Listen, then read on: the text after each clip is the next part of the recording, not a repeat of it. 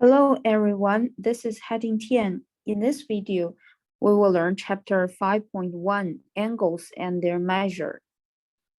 An angle is formed by rotating a ray about its endpoint. The starting position of the ray is called initial side of the angle, and the final position of the ray is called terminal side. Here is a ray. And if we rotate the ray to the counterclockwise, so this one we create an angle. If we rotate clockwise, we create another angle. We can also rotate this much. We got a big angle. For example, the initial side is here, and these are all the terminal sides. Okay, there are two ways to measure an angle. The first way is degree.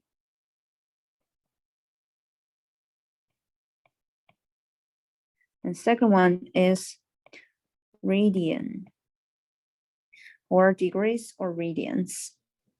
Okay, let's see the first way to measure an angle. Find degree measure. Standard position, vertex is at the origin in the XY plane. This is the XY plane, X and Y. This is the origin. This is the vertex of the angle. And the initial side is the positive X axis. So this is our initial side. And we can go this way or this way to rotate the ray and make an angle. So vertex at the origin, initial side is positive X axis. Okay. Here are 4 examples. From the initial side, from here, we rotate to the counterclockwise to 45 degrees. We got this terminal side here. This is when we rotate to the counterclockwise, that's the positive angle. When we rotate to the clockwise, that's negative angle.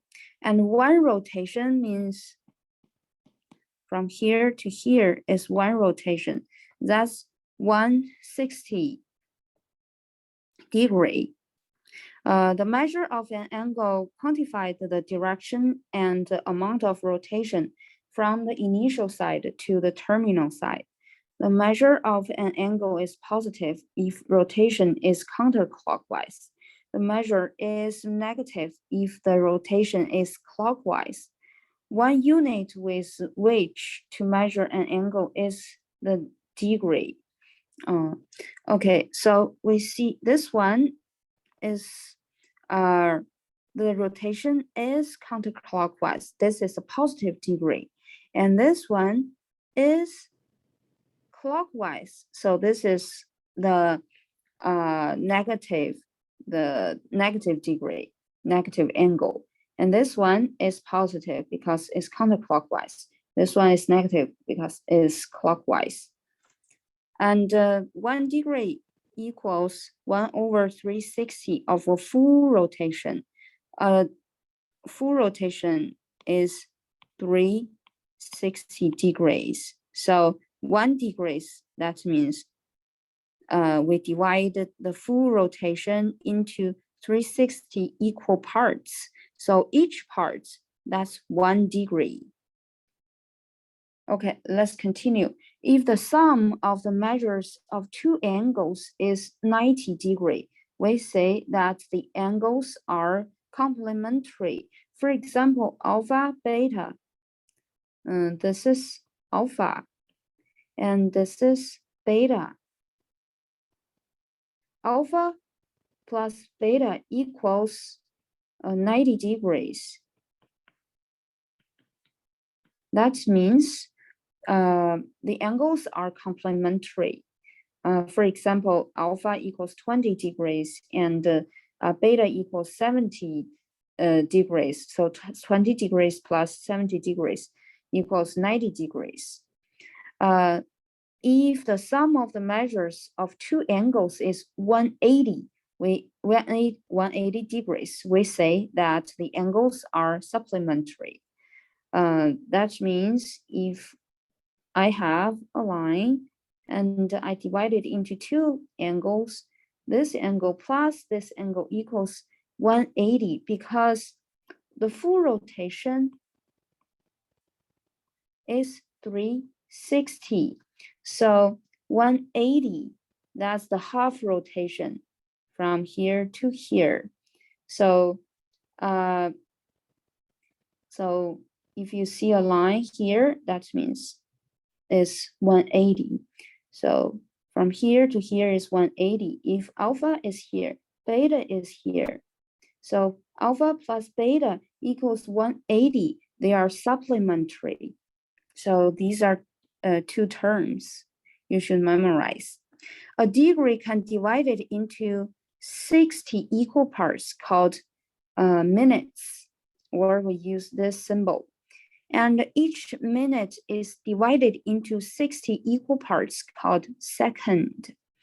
So for example, if we have XY plane, one rotation is 360. We divide it into, that means 360, one full rotation. We divide it into 360 equal parts. Okay, sorry.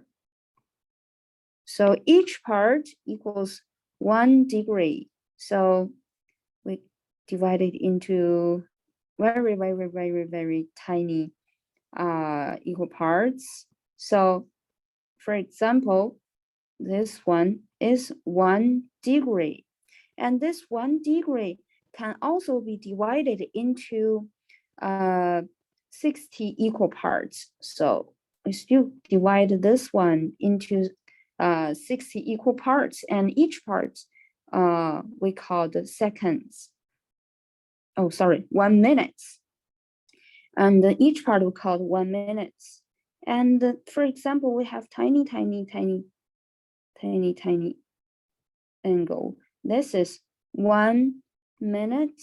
And then this minutes can also be divided into 60 equal parts, and each part we called seconds. So first, from the full rotation, we divide it into 360 parts, and each part is 1 degree. And this 1 degree, we divide it into 60 parts, and each part is 1 minute. And 1 minute divided into 60 parts, that's 1 second. So I think it's not very hard to understand. So the relationship between the minutes and degree, second and degree is 1 minute equals 1/60th degree, or we use the notation to write 1 minute equals 1/60 degree. 1 second equals 1/60 second, 1/60 minutes equals 1/3600 degree, or we use the symbol to say 1 second equals 1/60 minutes equals 1/3600 degree. Okay, let's see, for example, 74 degrees, 42 minutes, 15 seconds is denoted to like this. Just use the symbol, represent the degrees, minutes, and seconds. Okay, let's see, converting from degrees, minutes, and seconds, we called DMS to degree decimal form. Convert this to decimal degrees. So convert all of this into a degree. We don't need to have these. So how to do it? Clean it up. Okay, so this one can be written like 74 degrees plus 42 minutes plus 15 seconds. So we just convert this and this into degrees and plus them together. Okay, so 42 minutes, 42 minutes. How to convert it to the degree? We divide it by 60, or we use 42 minutes times 1 degree divided by 60 minutes, plus this is 15 seconds times 1 degree divided by 3600 second, and the second unit can be cancelled. And then we use our calculator. We got this and this. So plus them together and round to 4 decimal places. We got this answer. Let's move on. Converting from decimal degrees to degrees, minutes, second, or we say DMS form. Convert this to degree, minutes, second form. We already have the integer part, 159. This is a degree, so we just keep it as degree. And the decimal part is 0.26 degree. Convert this part into minute and second. So if I want to convert it to the minute, we need to multiply 60 minutes over 1 degree. So degree canceled out. We convert it to 15.6 minutes. So it still have decimal part, the 0.6. So 0.6 can, sorry.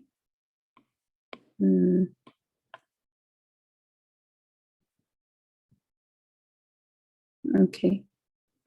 So the 0.6 can be converted to what? We need to multiply 60 seconds over 1 minute. So minutes, units canceled out. And then we got 36 seconds. And we just write it into this format. So that's 159 degrees, 15 minutes, 36 seconds.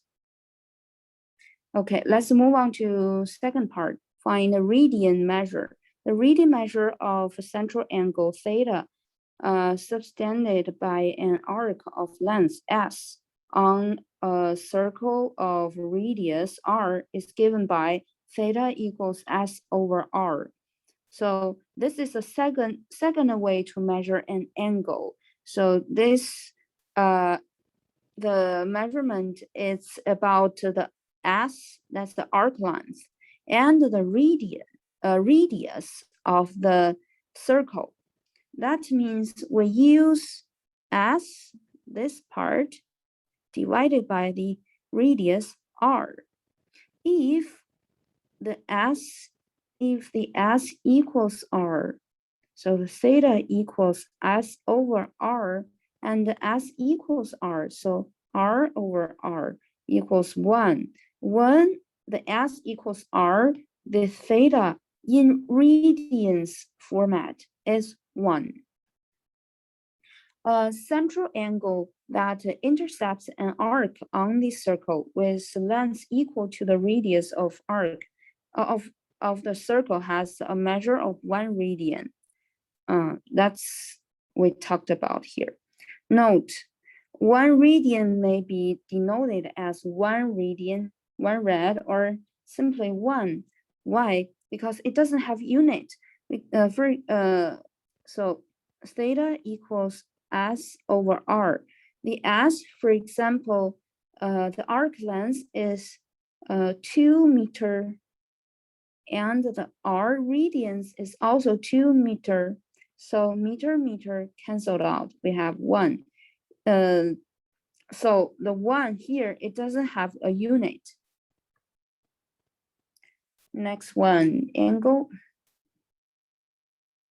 Angle measured in pi. Since we have learned that theta equals S over R, the S is arc length.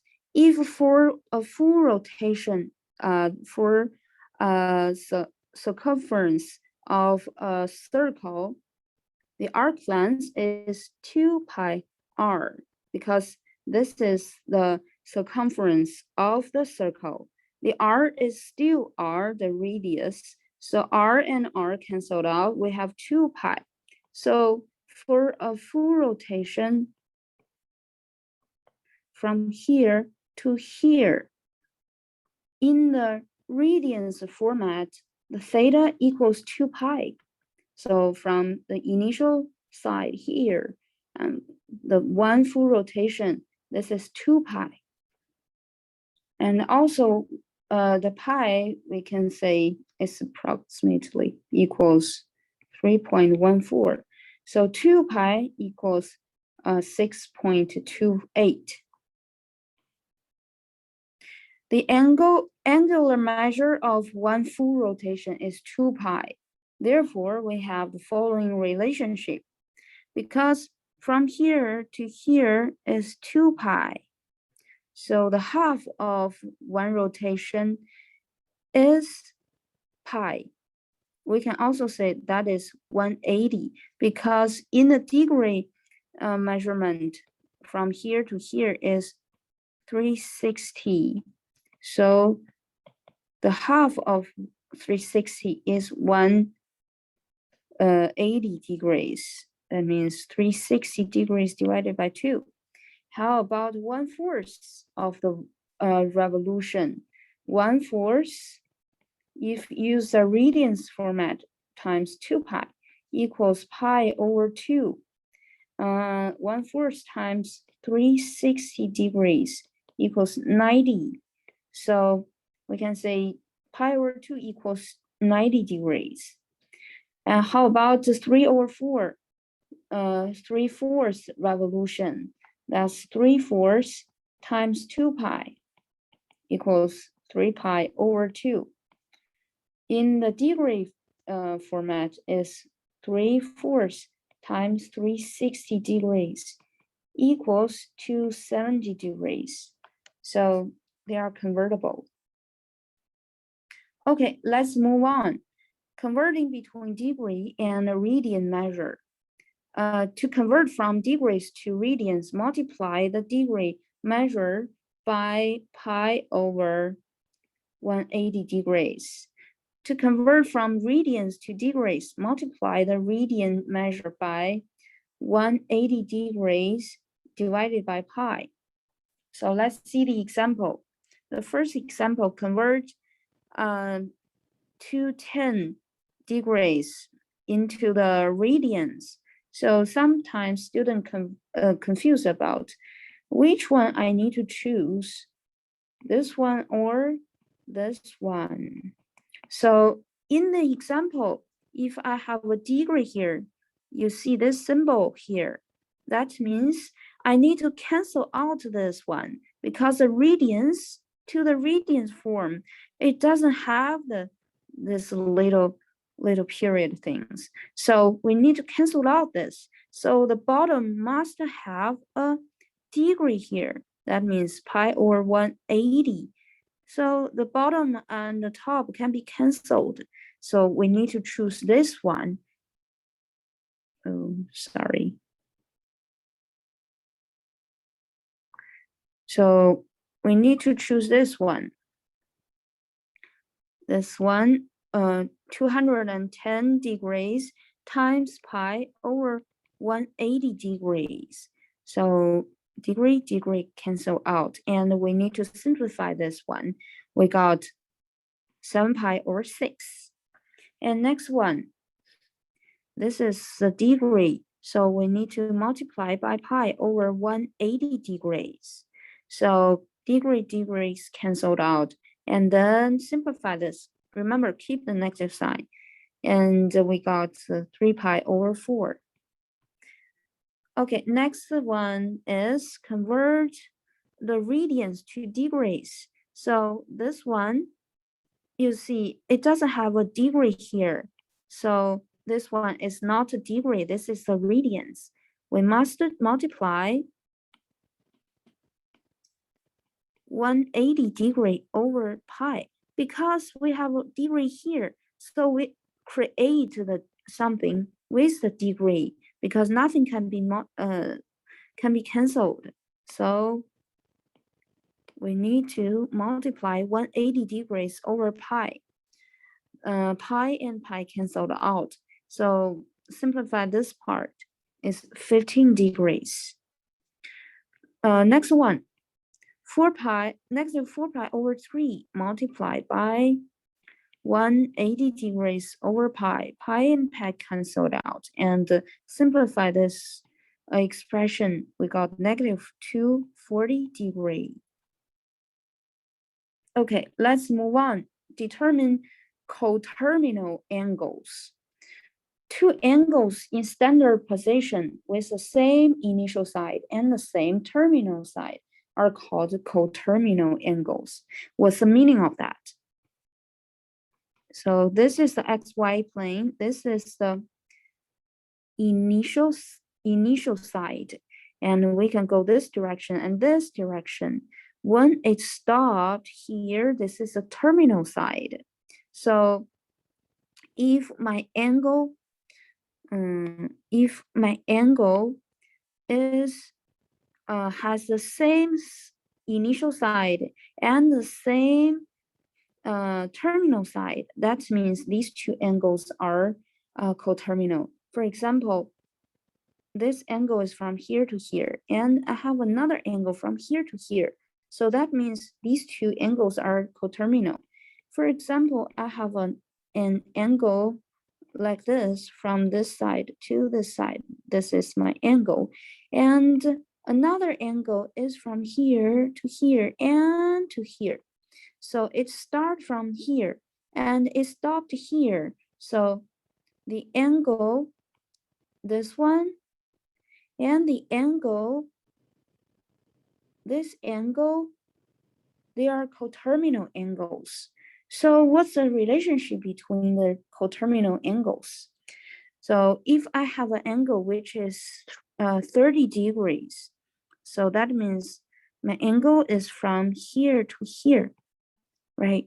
So if I add one revolution, that means I start from the same initial side, and then, then I got 30 degrees here, and I continue to rotate another 360. And then I got to the same terminal side. That means from 30 degrees, I add one rotation, which is 360 degrees. We got 390 degrees. So 390 and 30, they are coterminal. If I add 2 revolution, that means 2 times 360 degrees, I got 750 degrees. So this one and this one, they are coterminal angles. How about subtract 1 revolution? I got negative 30 degrees. So 30 degrees and negative 30 degrees, they are coterminal because they will start from the same initial side and stopped at the same terminal side. And we can conclude that if I have an angle theta, I can plus or minus n times, if this is a degree format, I can say 1 revolution is 360 degrees. N is a natural number, so n is 1, 2, 3, dot, dot, dot, dot, dot. So if n is 1, 2, 3, dot, dot, dot, dot, dot. So this angle and theta, they are coterminal. I can use plus or minus n times 360 degrees. Okay, let's see the example. I keep the formula here. No, I keep the formula here. Find an angle coterminal to theta between 0 degrees, the 0 degree and 360 degrees. So they give you the range, the interval. So find the coterminal of theta, and it's located in this interval. So I can, because I see this one is a big angle, so I'd like to try to subtract 1 times 360 degrees, subtract 1 revolution. If it's too big, I can't put it in the interval, so I can multiply by 2. If 2 is too small, I can multiply by 3. So use your calculator to find which one, which n I need to choose. So if I try n equals 1, so 960 degrees, subtract 360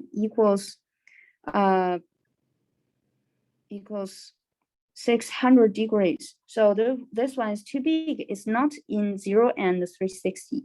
How about 960 degree, subtract 2 times 360 equals 720 degrees. So this one equals 4 is 240 degrees. Yes, this one works.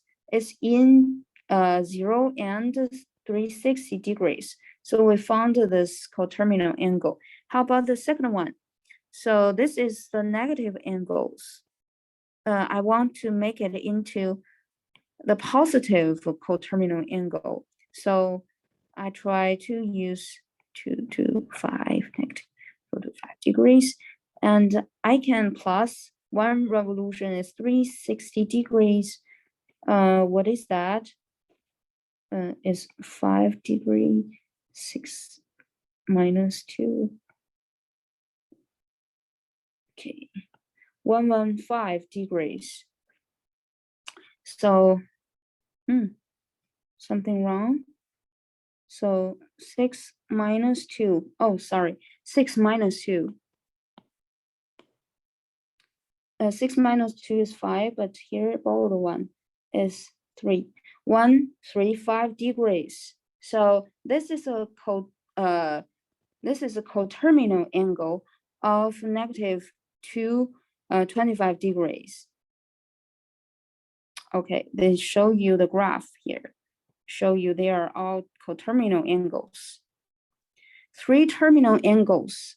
So we in this part we learned the degree format, and here we use the radians form. You see, if I have an from initial and we go all the way to here, we got 13 pi over 6. If this one can be the coterminal angle of pi over 6, because we can use this, subtract 2 pi, and we got pi over 6. So the relationship of this one and, the relationship pi over 6 and 13 pi over 6, they are coterminal angles because they start from the same position and then stop from the same position. And let's see this angle. When I see this one is very big, but don't be scared, because 1 revolution is 2 pi. So I use 25 pi over 6, subtract n times 2 pi. I can make a simple angle located in the interval from 0 to 2 pi. Okay, so I can try to find which n it is. So try 2. So 25 pi over 6 subtract 4 pi. So 4 pi can convert it to 26 over 24 pi over 6. So it's pi over 6. So the coterminal angle of 25 pi over 6 is pi over 6. How about this one? If I have an angle is negative 11 pi over 6, I want to convert it to the coterminal angle in the interval 0 to 2 pi. I can plus 2 pi because it's 1 revolution. So negative 11 pi over 6 plus 2 pi. The 2 pi can be converted into 12 pi over 6. So this is pi over 6. So right now I see these three pictures, they all have the same initial size and terminal size. That means this angle,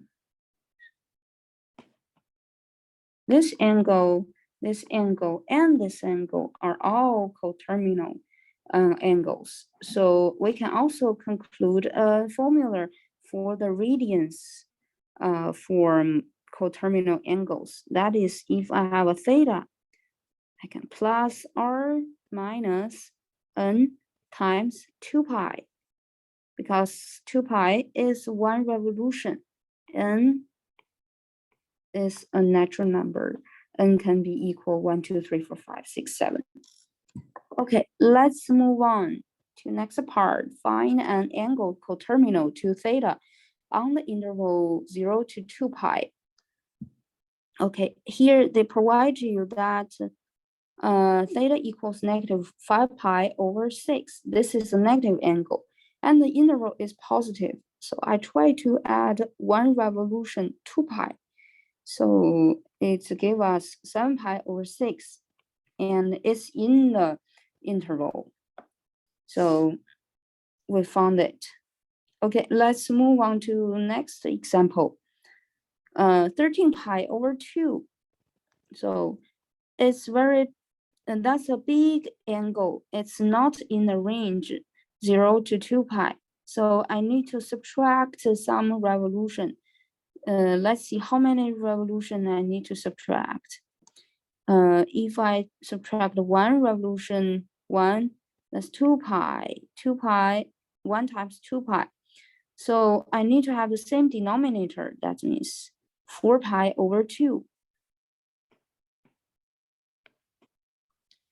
1 times 4 pi over 2. Is that enough? No, because it's still too big. So let's try 2. 2 times 4 pi over 2, that's 8 pi over 2.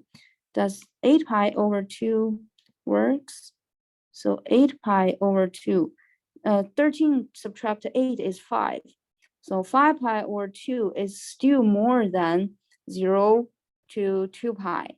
So I need to times 3. So let's multiply by 3. 4 pi over 2. 3 times 4 pi over 2. Remember, this is equal to 2 pi. This is 1 revolution. So 3 times 4 pi over 2 equals what? So 13 pi over 2 subtract 12 pi over 2. That is 1 pi over 2. So this one is belong to 0 to 2 pi. So this one works. That means this one and this one, they are coterminal angles. Okay, here shows your pictures. Next part, compute arc length of a sector of our circle. So we have learned before that to find a radians, the theta, the angle of theta in radians form equals S over R. We have learned that. So if I want to find S, we can multiply r both sides. So this side we times r, this side that times r. R and r cancelled out. No, cancelled out. Okay, we have S equals R times theta. Okay, let's see what they want us to find. So first example, find the length of the arc. That is looking for S, made by angle of 105 degrees on a circle of radius 15 centimeter. So they provide us the theta, provide us the radius.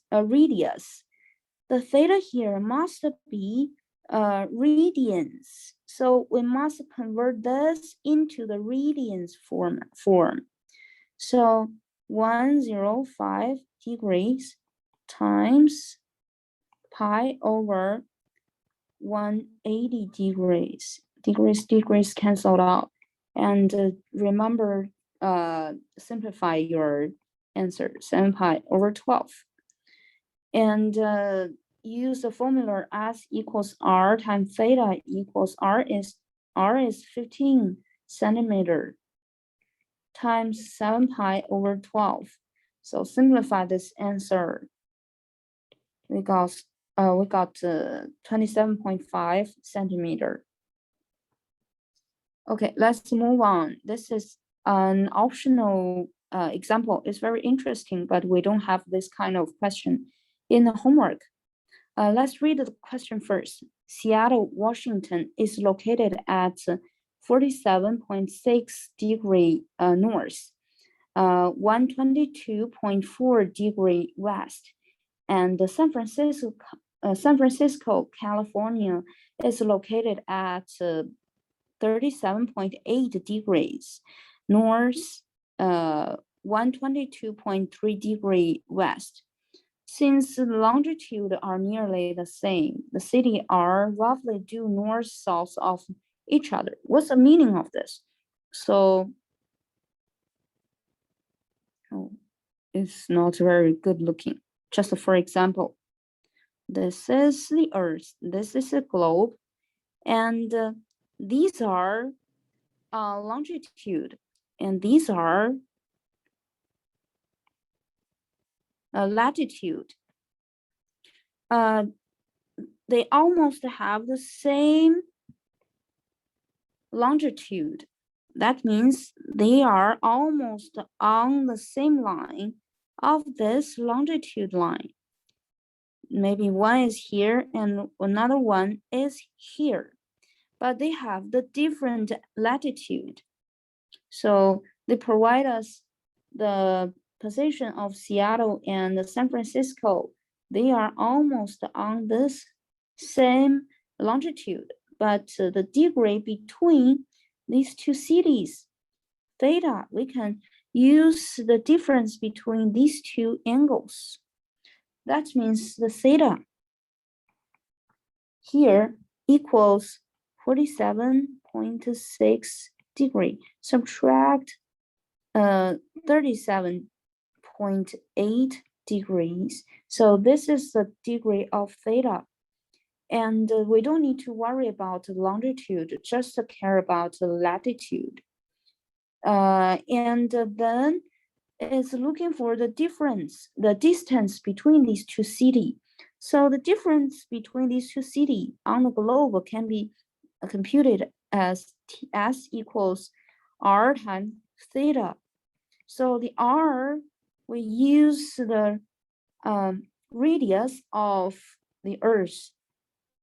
That is 3960, and the theta equal the difference between these two angles. We need to also convert the degrees into the radians. So first, let's compute what's this. Is 9.8 degrees. So convert this one, 9.8 degrees times pi over 180 degrees. Degrees canceled out. I just copy the answer here. Okay, it's about 17104. And then we plug in the theta into here. So 3960 times 0.17104. And that's about 677 miles. So by this way, we can find the distance between Seattle and San Francisco.